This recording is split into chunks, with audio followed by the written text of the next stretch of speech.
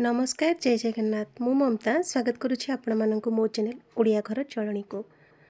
आज आमे प्रस्तुत करिबा जगतर नाथ श्री जगन्नाथ महाप्रभुंकर श्रीमंदिर रे लागुथिबा भोग 56 भोग मध्यरु अन्यतम कानिका भोगटी को घरे प्रस्तुत करिबा अति सहज उपाय रे महाप्रभुंक निकट रे जे भली भाबरे प्रस्तुत करंती सेही भली न होई परले मध्य आमे चेष्टा करिबा सेही भली महक आनिबा पई।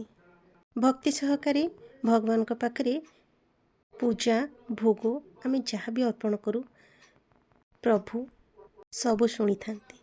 आज रेसिपी रे जदि किछि भूल थाए ताहले निहाती भाबे सुंदर कमेंट माध्यम रे जणेबे। कानिका प्रस्तुत करिबा पई एठी मु नै जेछि बासमती चावल। एठी सठिक माप मु आपण मानको जणे दोछि। फुल गोटे माण तापरे अधा माण तो देइदिली एठी 1.5 माण ताको भिजे की रखी दबा। प्रथमे तो भल भाबरे धोई की किछि समय ताको भिजे की रखी दबा 10 मिनिट पाखा पाखी। एठी चावल देखंतु भल भाबरे धोई की मु गोटे जागा रे रखी देबी। ता पूर्वरु एठी देखंतु मु किछि ड्राई फ्रूट्स नेछि काजू किशमिश दालचीनी लवंग टिके जीरा गुजराती काजू किशमिश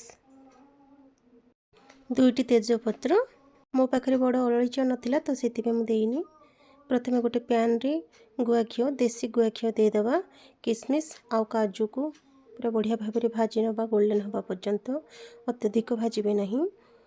तो आकु हल्का भाजी सरिकी आमे काढी नबा गोटे प्लेट को। एठी काजूटा ऑप्शनल अच्छे आपण मन चाहिए पके पारिबे किंतु काजूटा पकेले कानिकाटा सुंदर देखा जिवो। एठी देखंतु जीरा दालचीनी गुजराती लवंग टिके गोलमरिच देके को बढ़िया भाबरे पूरा गुंड कर देबी। गोटे बड़ जगह रे जो थरे आपण माने बसेबे कानिका प्रथमे सेतिरे दे दबा 2 चम्मच गुआ घिओ। घिओ टिके मेल्ट हे गले सेतिरे आमे दे दबा चावल धोईकी रखिथिबा चावल आउ तेजपत्र को मध्य दे दीथिबा भाजी नबा भल भाबरे 5 रु 7 minute low to medium heat रे ही भाजिबे। एठी जो गुंड करी रखिथिली मसला को दे देली अल्प भाजी सरला परे एठी आउ काजू आउ किशमिश को दे दबा। देखंतु पानी मु एठी नेछि ए भली किना 4 गिना मु पानी एठी दे देबी। एठी पानी को पूरा गरम कर दबा। गरम हो सारा पर ही आपण माने एई बड़ी पिठापातिया साहाय्य रे टिके चलै नेबे।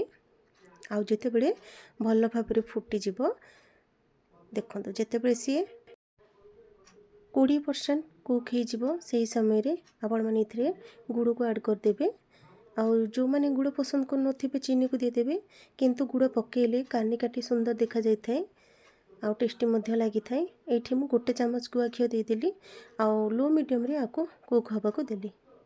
देखंतु प्रायतः 20 मिनिट पर मोर एठी कानिका गरमा गरम पसंद प्रस्तुत हे गला। देखंतु इते सुंदर फ्लेवर तारे इते बढ़िया वासना आसुछि आउ कुहंतिनी। जगतर नाथ श्री जगन्नाथ महाप्रभुंकर अति प्रिय होछि तुलसी। एठी हमरो प्रसाद प्रस्तुत करिबा तुलसी पत्र दे देले ताकू ग्रहण करिथांती। कानिका प्रस्तुति आपण मानको केमिति लागिला निहाती भाबे कमेंट रे जणेबे। घरे एमिति प्रस्तुत करंतु। रहिली नमस्कार जय Jagannath. Please like comment and share.